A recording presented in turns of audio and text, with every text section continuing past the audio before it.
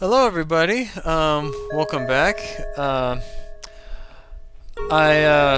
ended my previous video, starting on the pathway to here. I looked at the time and it was only 10 minutes, so I'm gonna do this temple and kind of see how long it takes me to do this level. And if it's not very long, I'm gonna combine the two videos. And if not, these are gonna be two separate videos. So just wanna give you that heads up.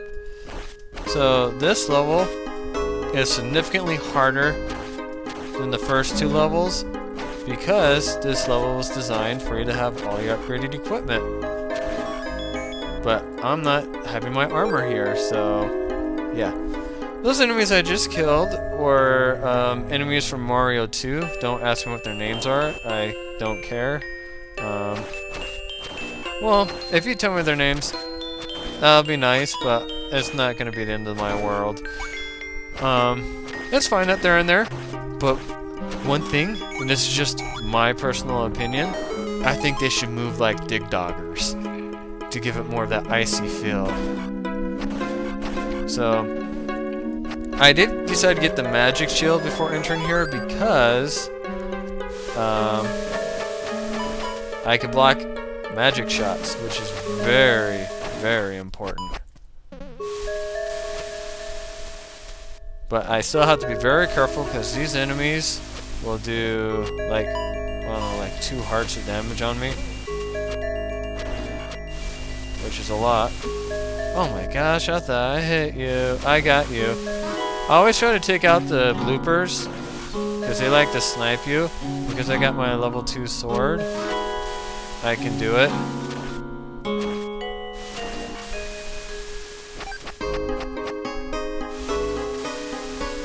Those guys like to do a lot of damage to me.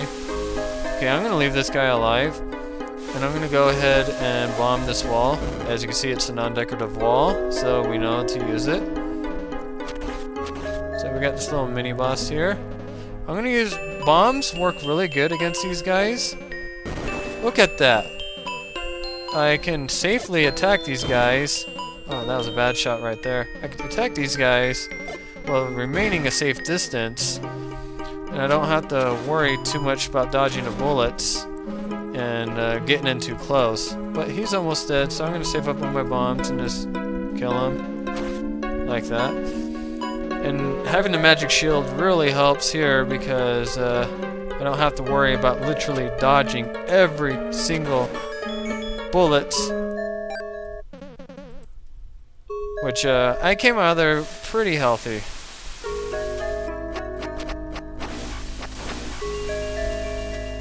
These enemies are pretty dangerous because they do a lot of hit. You can't knock them back.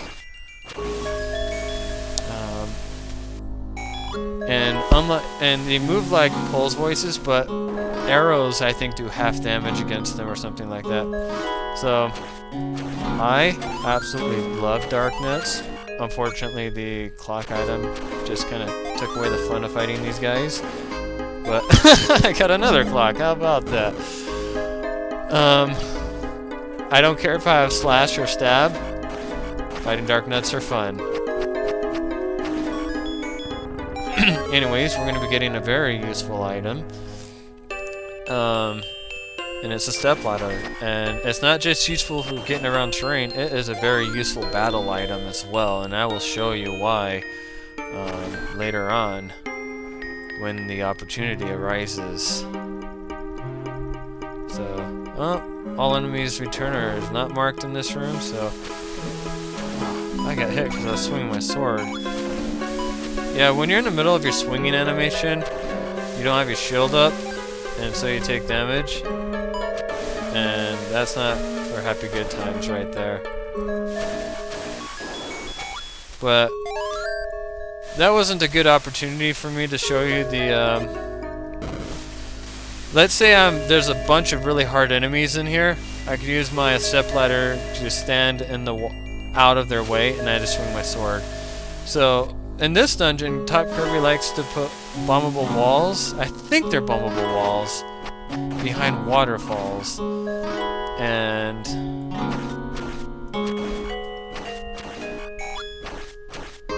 And as you can see, look at the map screen. I am in a room that doesn't show the map. So this is like a secret room. And my personal opinion is I personally am fine with having secret rooms that don't show up in a map. But I don't think... You see how I got the boss key in that room? That means this room was required. I have to go in this room to beat this dungeon. There's no way around it. And I think if you have to go in that room to beat the dungeon, I don't think it should be a room that doesn't show up on the map. Otherwise, I think the map is kind of pointless. That's just my opinion. So, I just wanted to state it. But now that I have the boss key, more rooms will be open to me. These pull voice enemies are kind of immune to my stepladder strategy, but other enemies are not immune. Oh yeah, by the way, thank you Red Mage Adam for telling me what these enemies are. I didn't remember what game they were from, and I said Metroid, and I should have realized sooner that they were from Zelda 2, because Top Kirby likes using a lot of enemies from Zelda 2 in this game.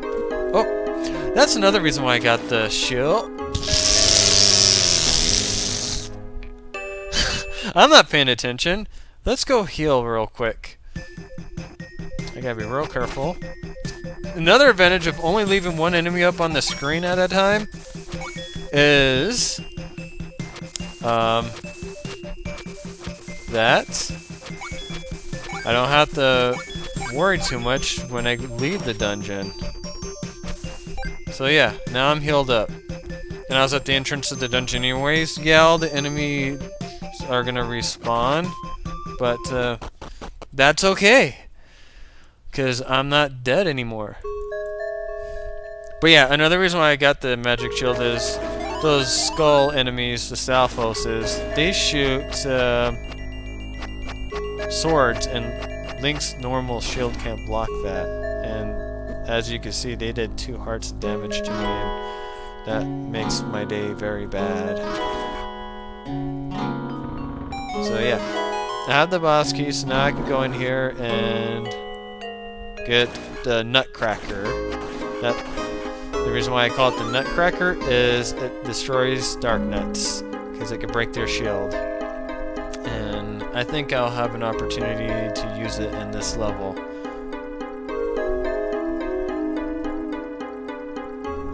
Yeah, all these guys come back. Oh! These guys have shield. I'm just testing something. Oh. These are not the Stalfos crackers. I should just use the boomerang. Oops. That's what I get for switching items with L and R instead of going through items. I'm totally wasting my bombs. Yeah, it's safer to use the boomerangs against these guys versus the, I should have just left him alive. Versus the, can't think. Versus the, hammer.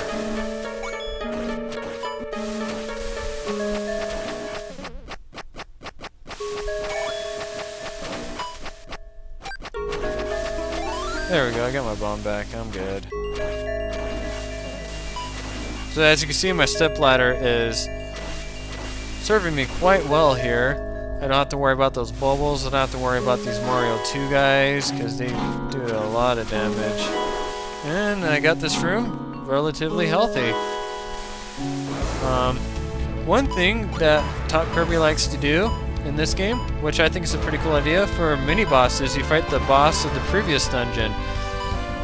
So this was the boss of level 2 dungeon, and he actually made this a bit harder version because you're on ice. But overall, it's actually an easier version if you decide to get the shield upgrade, which I have the shield upgrade. Otherwise, I would have to be moving all over the place. Probably more fun to watch, but I want to be conservative. I'm already taking a chance by not taking my armor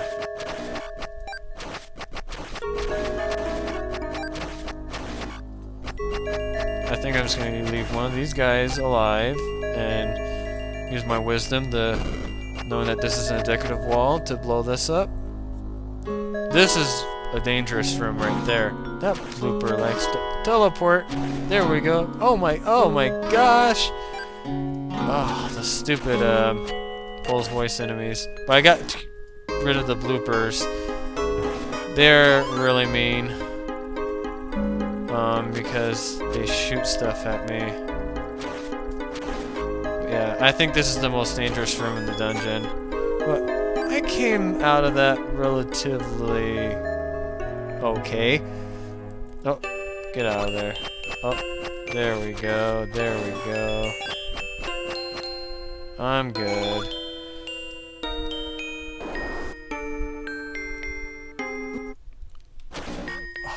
Stupid blooper.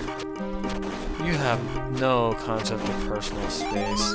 And the fairy queen decided she favored me. I'm happy. I don't know if you need to bomb this wall. I'm gonna test it out. Yeah, I need to bomb the wall. Go through the wall. Oh, is that a locked door? Yeah. Okay.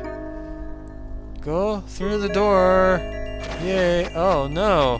2 hearts of damage. I want you dead. You're not my friend. You're not my friend. I killed you. My life is complete. I killed a Goriah. Now, this room isn't necessary to complete this dungeon, but in order to access another dungeon, you need to go in this room. So I think, because I think you need the magic boomerang to unlock another area. So if I didn't know, if I didn't bother looking in here, let's say for some reason I just didn't think about it, and because this room didn't show up on my map, I would have walked in this room, or I could have skipped this room and not had the appropriate item to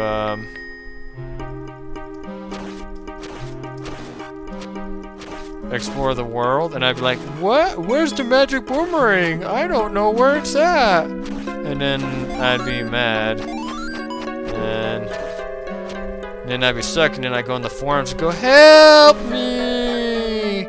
So yeah, that's why I feel that having secret rooms should just be optional stuff, like maybe a heart container piece or extra money. But I don't think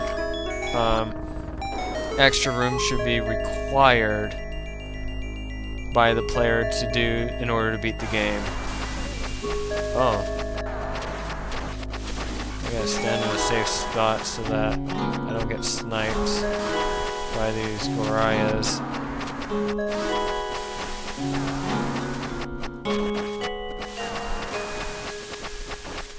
Oh, I can't move up. I'm not in the right pixel perfect area. One trick that I like to do, and what you just saw, is I use my boomerang to hit those Goriahs on the return trip, kind of like that. That's a neat little strategy that I came up with myself. So, I think we got just about all this dungeon explored. It's got these 3 rooms left. You gotta be real careful over here. Let's kill out the easy enemies first, and let's collect this. Let's collect this. Very good. Because this room's pretty easy to die in. Oh, why not? Okay. You gotta be careful, because this boss likes to eat me for breakfast. This isn't your normal manhandler. This is, I think, a scripted one. Because those bullets... Oh no! I failed. So, this manhandler, you don't use bombs to hurt. Use your hammer. Hammer time. I killed it! Oh! I almost died. I did it! Oh man, that was intense. So, Doc Kirby kind of hid this door over here behind the curtain. And we got the gemstone. I decided to go back and read the story to find out what this was. And it's a gemstone with a hidden Triforce of Courage piece. And so I'm in the know. So I just got more courageous. But I want to talk about the boss a bit more, because I liked the idea. The boss actually killed me my first time because I tried using bombs and it didn't work. And I used my candle, and I didn't kill all the pieces. Like, what the heck are you supposed to do? And then I realized you have to use the hammer to kill it. So I killed it with my hammer. You know, I eventually killed it after a couple tries, but you know, I had some close calls in this dungeon, but this dungeon was really made for the blue tunic. So what also saved me was I managed to hit both of the manhandle parts with my hammer, and one thing, when enemies are in hurt animation, you know, they flicker, and as he was flickering, that means he can't hurt me by touching me. So yeah. Oh, that ends this part with Temples of Turmoil. Tune in next time as we go do a little bit more exploring and move on to temple number 4. Adios, amigos.